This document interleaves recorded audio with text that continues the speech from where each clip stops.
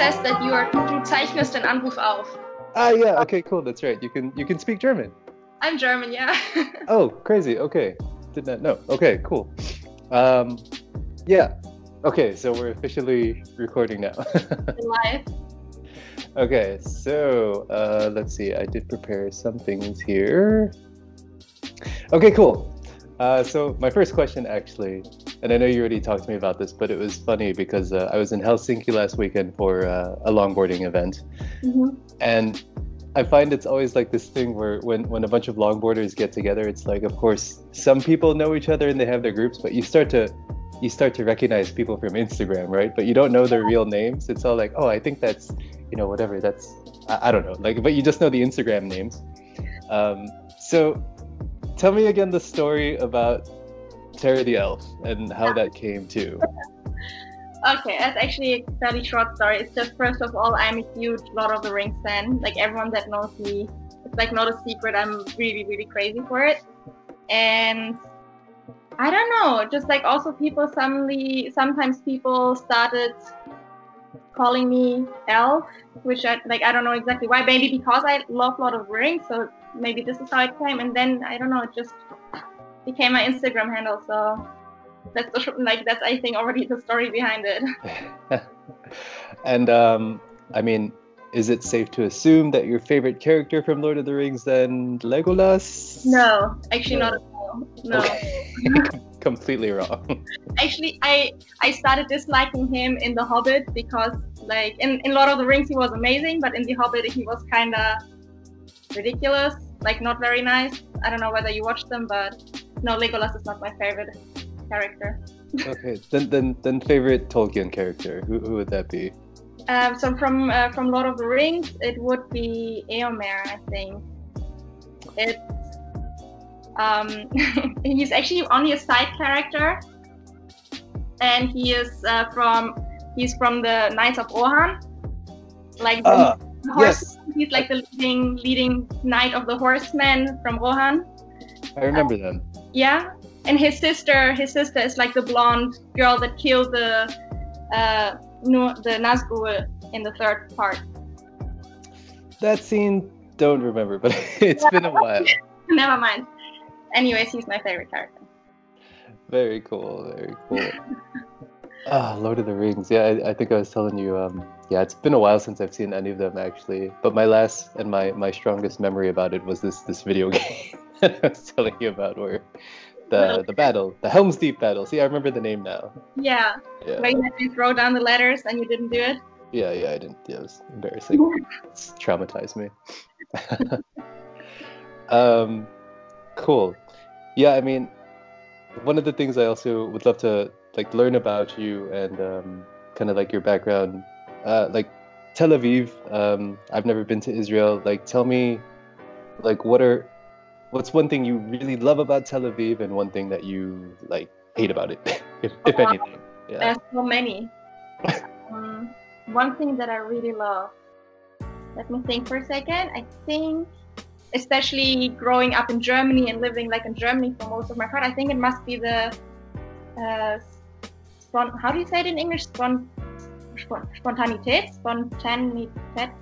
Yeah, the good question, actually. Spontaneity. That like things here, they are like unplanned. Like I don't know, I had in Germany, I always had the impression that you really had to schedule everything, that everything had to be more planned. And here everything is just much more spontaneous and much less, after a schedule, which is nice. So this is something I like a lot. I mean, what I mean with this is just like, now I can decide to go down, like skate at the beach, and there's always like, I can always find someone who wants to come with me. Almost. Sure. Or Tel Aviv is so small, so things are just like, it's very convenient. And one thing that I really dislike, the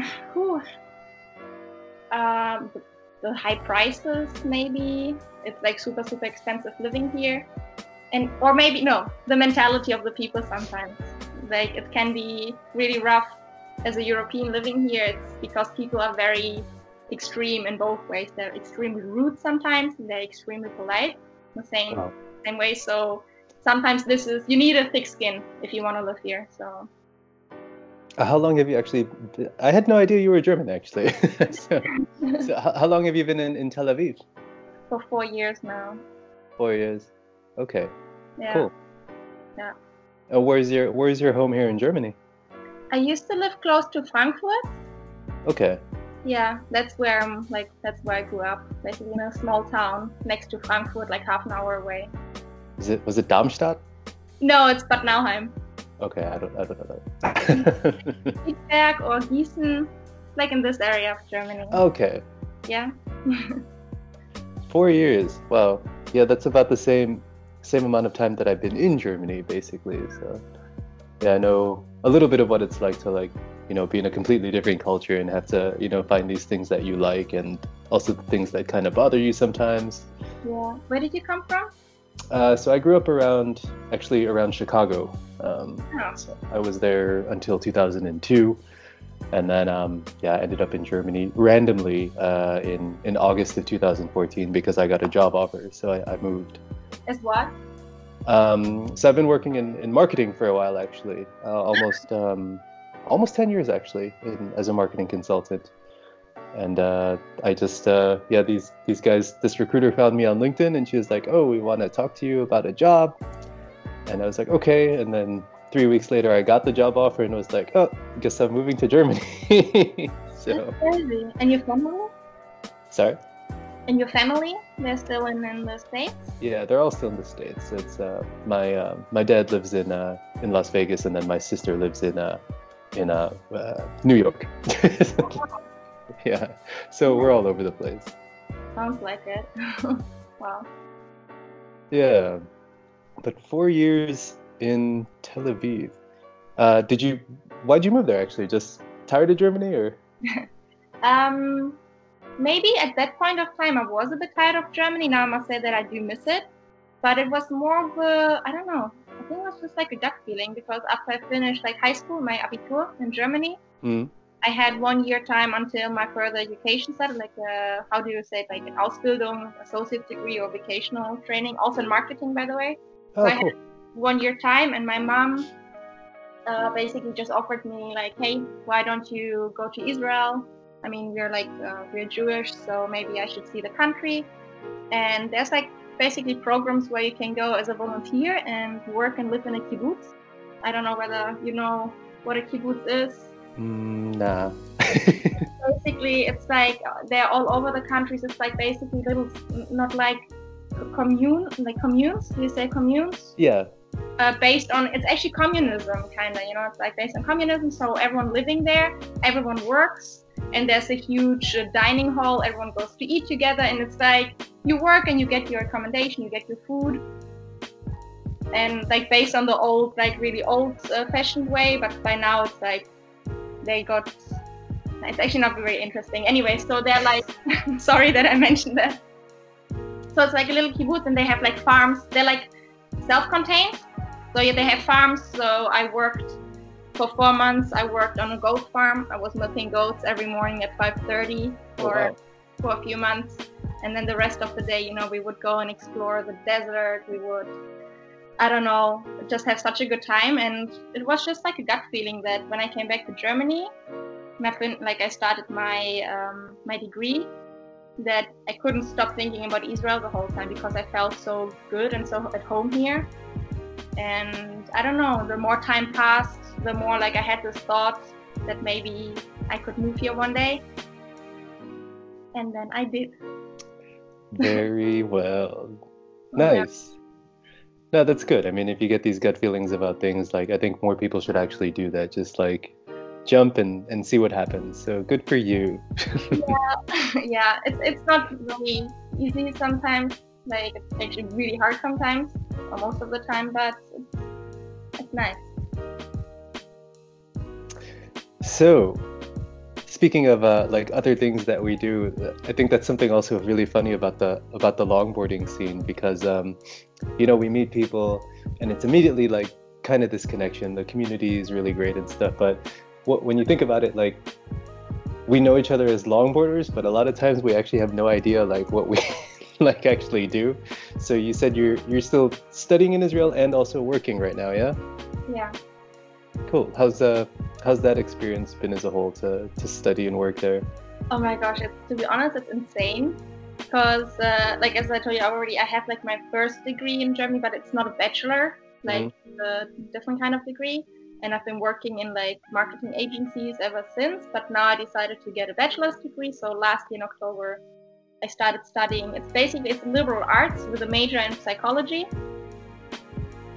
So and I don't know, like as I said, the bills are very high here, so it's challenging. You know, I had like 3 jobs sometimes in between, and like going to classes. But yeah, you manage somehow, so it's okay. And then, so while you were juggling all of that, now you've got to tell me how longboarding came into the picture. Then, like, how did you get started with it? Yeah, I think longboarding was in the picture already before all that mess. I think it actually started already like when I was like 16 or something. I asked for a skateboard for my birthday, and then my brother and my father, they gave me a skateboard, so I started like skating a bit and trying like ollies and stuff. Yeah. But then I would go to school with my skateboard, and the kids would be like making fun of me. And so I dropped it, like I was too insecure, I don't know, and I'm like, this is I think something I regret the most today, but okay, so I dropped it. And then years later, actually a few months before I moved to Israel, I saw this video by Milan Somerville. No, it's like it was this very famous video of him in the top hat and with like those yes. Yeah. Yeah. I saw this video of him doing longboard dancing, and I was just like so blown away by the beauty of it. It was just like, oh my gosh, this is the coolest thing I've ever seen, and I want to learn it. So I was like, okay, I have to learn it. And then a few days later, I ordered my first longboard, and this is the longboard I took here to Israel with me. And I started skating by my own, like in the middle of the night, so no one would see me, because I don't know, like I was a bit embarrassed. I don't know. And then after roughly a year here, I joined the group that skates all together, and this way I basically found my longboard family here. That's okay. Wait, so you started back when you were a teenager with skateboarding, right? That was the gift from your dad and your brother. Yeah, for a few months. Yeah. Okay, and then because this is leading to my next question. You said you actually ordered the first longboard in Germany, and then you brought it to Israel. Yeah. So was that first longboard, was that already the Dasilva? No, it was our pintail. Oh, okay. You want to see it? It's beautiful. Yeah, why not? If you got it around. Yeah. My apartment is full.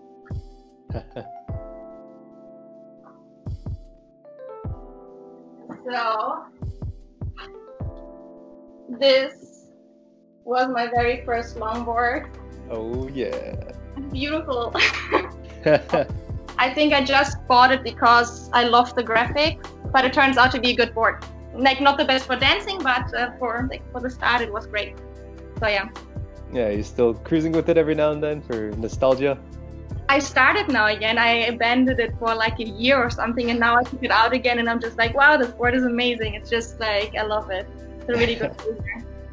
Yeah. So you had some luck then, because a lot of us, when we start out, myself included, we buy like some random longboard and it's just garbage, and then we have to buy a better one like later as soon as we get more comfortable. So I'm glad that you still ride yours actually. Yeah, no, I definitely, I said I'm going to buy something like good quality, and then like I did a bit of research and I'm very happy with it. Yeah. Nice. Yeah. But then, so proper longboard, like longboard dancing, freestyle and stuff, that really started for you in Israel then? Yeah, I think so. Yeah. Okay. And how did you, what's the story with Dasilva? How did you end up becoming a rider for them? So yeah, like after I became like more confident, I bought like a longboard dancer. Like it was a mindless hammer, which is like a massive board.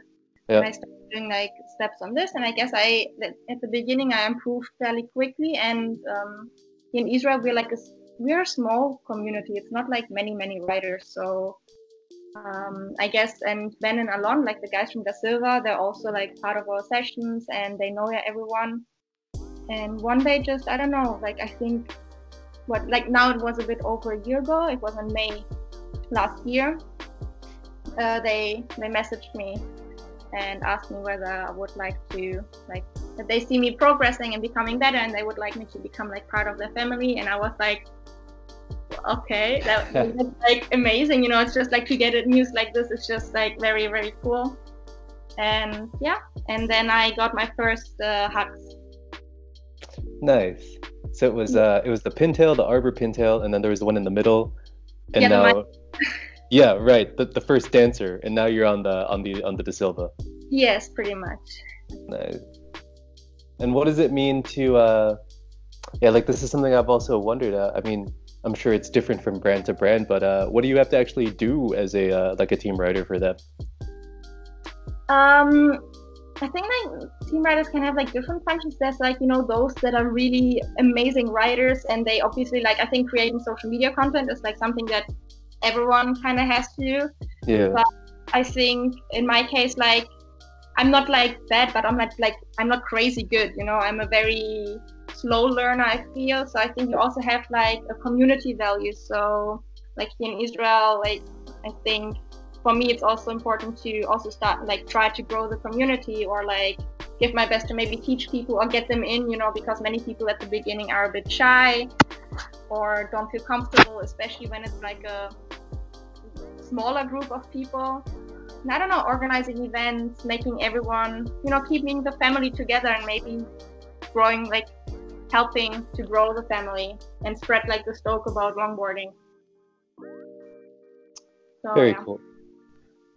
I think that's important, especially I mean,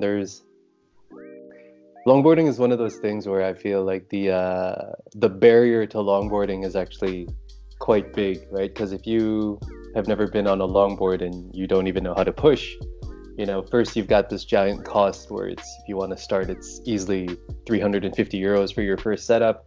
And then if you're showing up and everyone can already do like these crazy arrow spins and stuff, it's all like, whoa, right? So it's cool to somehow just slow that down and, you know, help people get into it. So that's cool that that's a part of it for you as well. Yeah.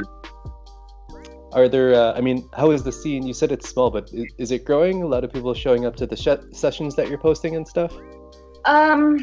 It's difficult. Like, I feel like here it's very like fluctuating. Like, we are the core group, like the people that I got to know when I joined the group, you know, it's like my family here. We've always, like, we've been skating together, and it's like, let's say maybe a group of 20, 25 people, you know, that I've always been around. And then I don't know, like the interests changed. So many people, they start, like, we kind of split. So one group went to do more downhill, and then we stayed and did like more freestyle and dancing. And some people suddenly like disappear, and then new people come and join. So I would say it's growing, but fairly slow, because you just have all the people that start skating and then they drop it after a few months. So, you know, there's not many people that, I would say that there's not so many people that actually stick with us. That's something that like everyone has a different definition of, yeah, because I've also met a couple of people and friends also here in Leipzig, and they'll start with it, but then you know, stop for whatever reason. Like for you, what was the point that you hit when you're like, okay, I'm definitely gonna stay with this for forever, basically? I think I never had to make this decision to stay with it. I just realized that when I didn't do it like for a week, that I felt that something's missing, and I became like you know, like frustrated, and I was like, I didn't feel like physically, or like mentally, I didn't feel really good. So like skating really became like a big escape for me, that like if I go without it for 1 week, I'm not myself. And so, you know, it was clear for me that I'm just sticking with it. Yeah, I know the feeling. Sorry if I brought that up. Yeah. I just hear you talking about it, and I'm like, Yeah. Soon you'll be back. Yeah, definitely. I'm actually completely unrelated, but I'm visiting my dad at the end of November week. I'm kind of excited about it because he lives in Las Vegas, so it doesn't get too cold. So I'm planning to bring my board and just use the week to go skating around. That's amazing. Can you is it good to skate there in Las Vegas?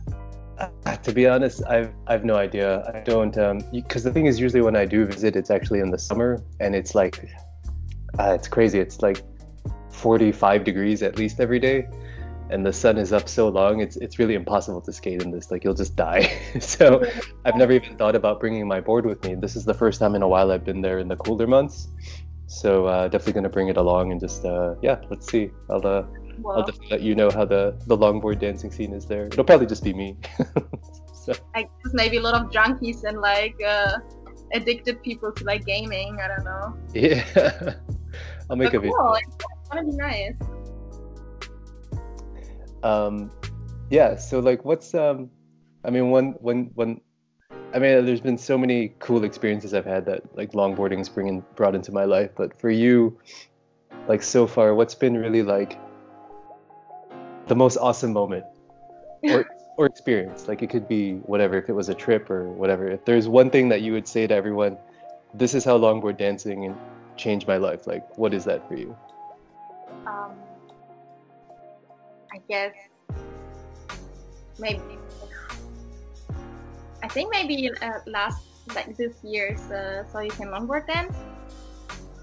That I actually went there, and as you said earlier, you know all the people over Instagram, you know all their Instagram names, and then suddenly you see them in live in front of you, and I felt like such a fangirl, because suddenly I was surrounded by the people that basically that I'm following, that I'm seeing every day on Instagram, or that I'm watching their tutorials, and then you see that everyone is so friendly with each other, and I went there by myself, and I don't know, but I didn't really feel alone, because first of all, I had my Dasilva guys, some of the other Dasilva guys came as well, Simon and everything, and he took amazing care of me, and it was just, I've never seen him in my life, but he really felt like a brother, and so many other people. It's just, I just remember on the last evening when I went home, I had to go back to my Airbnb. On the last night, I just started crying because I was so sad to go, because it was an amazing experience, and I was just oh my gosh, I'm so not ready to end this amazing weekend. And yeah, it was just overwhelming and really, really nice. So I guess that's the highlight. That's awesome. I haven't been yet, actually. I'm definitely planning to be there next year. So yeah, I can imagine it's gonna be pretty awesome. For me, it was I had similar experiences. I went to Val's camp this year in Portugal, and leaving that was also just the same. It's kind of seriously, it's over. What do we do now? And even this last weekend in Helsinki, I think that's what's really awesome about this community. We somehow get all linked through social or from knowing people, and then when we finally meet up, it's the people already, right? And a lot of these guys in Helsinki I met for the first time now, just last weekend, but leaving it was oh my god, you guys, just immediate chemistry with everyone. The group just gets along. It's hilarious. You're laughing, you're skating. Well, I didn't skate, but I watched people skate. But you know what I mean. It's really special what we have here, actually. It is. It's a different level. It's a relationship on a different level, because we just share something so important, to all of us. And if you have a opportunity, a nice event where you can do it all day, every day, the first thing you do when you wake up, okay, you have breakfast, and then you go skate immediately, and the last thing you do in the night is you skate, and it's I don't know, it's amazing. Okay, hard question. So if how could I word this? Let's say you're a Lord of the Rings character, right? And the evil Lord of the Rings anti-longboarding elf comes to you and curses you and says, for the rest of your life you can only do dancing or freestyle, but you can only pick one. What would it be and why? Dancing, because I suck at freestyle. I don't, to be honest, I'm also not very sure where to draw the line anymore. No, but I guess it would be dancing. I would be very upset if I wouldn't be doing my beautiful steps. Your steps are good. You've got clean footwork. It's very, very enjoyable to watch on Instagram. Thanks a lot. But what do you think about that? Because this is something that's come up in a couple of conversations recently. But the things are like longboarding is evolving, and at competitions, I feel like there's a lot of stress to really like land these crazy tricks, versus like if someone does like just a really technically beautiful flowy dance line, like sadly like no one really reacts. You know, like what are your thoughts on how the scene is changing and what that is? It's funny because I actually just talked today about it with Wolf. Like, I don't know whether you know him, but he's also like a great skater. I don't know. So yes, definitely looking back at just like the last 3 years, let's say, what you see, how much it changed, it's just insane. Because the way I remember like longboard dancing, like 3 years ago, it was like, you know, a lot of grab tricks, and I remember once trying to find a tutorial of how to ollie a longboard, and I basically couldn't find anything. And there were like people saying you can't ollie a longboard, and then suddenly 1 year later, like 1 year ago, you see like people kick flipping and like doing the crazy thing on the longboard, you know, and like you can just see like how much more of like street skating, like actually skating gets taken over into longboarding, and it's amazing. But on the other side, what I feel also, right, what I noticed now on 360 is that suddenly like the old things that we used to do, so like nice dance steps or like grab tricks and everything, kind of became good, you know, that like, oh, you don't do hand tricks are for pussies. Like it really annoys me to hear that. Like, I get it, you know, why hand tricks are somehow, you know, being shamed or whatever, or not as cool as like just regular skate tricks like a kickflip or a big spin or whatever. But they're nice, you know, they're safe, they're like nice tricks, and you can do amazing, beautiful things with it. And it's longboard dancing, you know, we are still talking about like longboard dancing and not like street skating somehow. Like, so I'm a bit not disappointed, but I don't like this development. I like how the longboarding evolves, but I don't like this shaming of the things that used to be cool. Like, does it make sense what I just said? Absolutely. I mean, that's one thing I also don't want to see happen with longboarding, because I mean, it happened with skateboarding, like in the 90s, like things got kind of separated and there was factions, and it was like, okay, we do this type of skateboarding and we do this type of skateboarding, and you know, everything else that is shit. So I like right now how it is, and I hope it doesn't ever turn into that. And it is kind of annoying when people are like, oh, you can't do X because X is stupid for no real reason. Like, yeah, it's like, oh no, only pussies do hand tricks or stuff like this, or like, come on, like, it's not true. And also, like, why do you have to find a reason to split the community? You know what we just said, like, we have an amazing community, we're all longboarders, we do this all together, and we have something so nice that we share. So why find something that kind of,